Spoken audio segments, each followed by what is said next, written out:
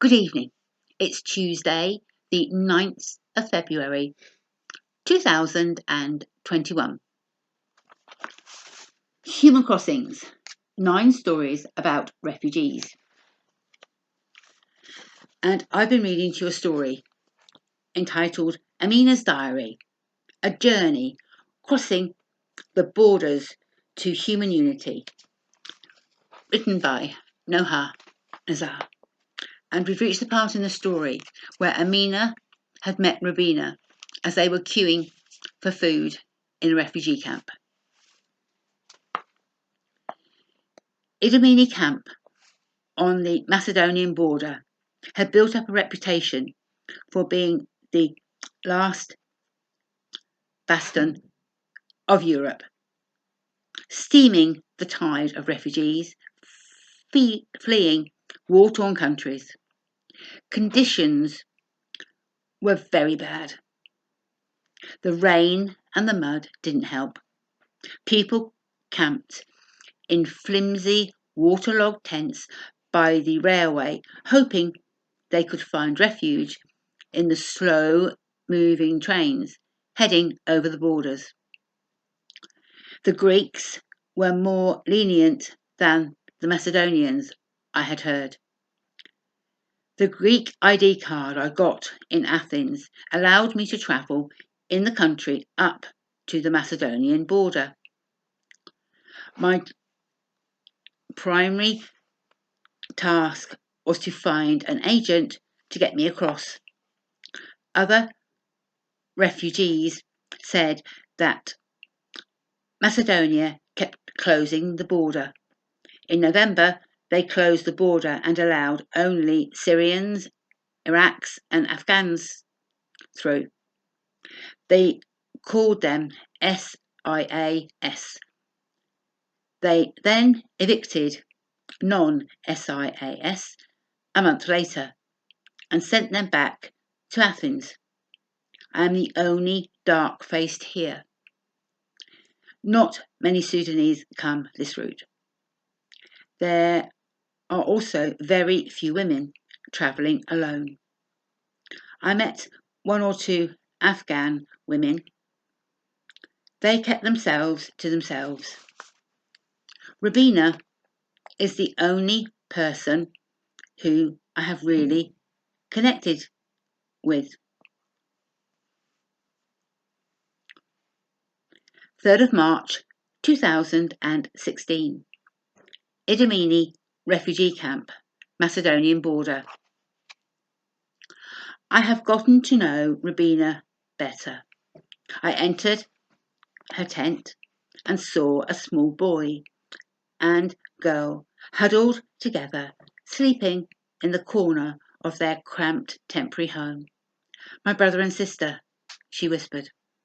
I smiled, and tears welled up in my eyes as I remembered Ahmed and Mahmood.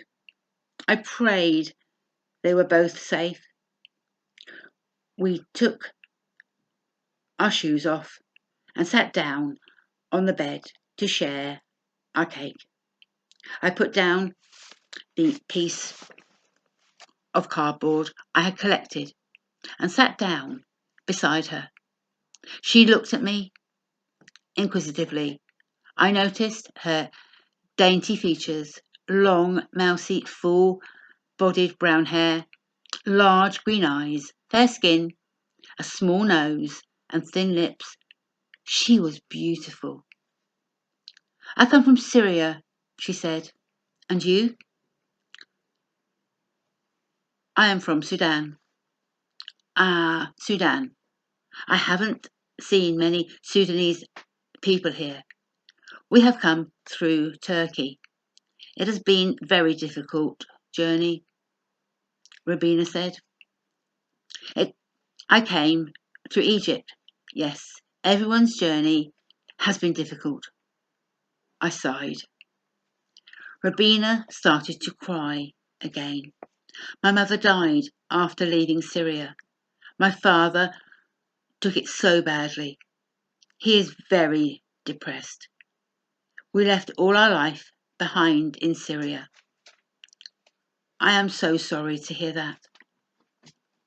Is it just you, your father, and your brother and sister travelling? I asked. Yes. My father started drinking.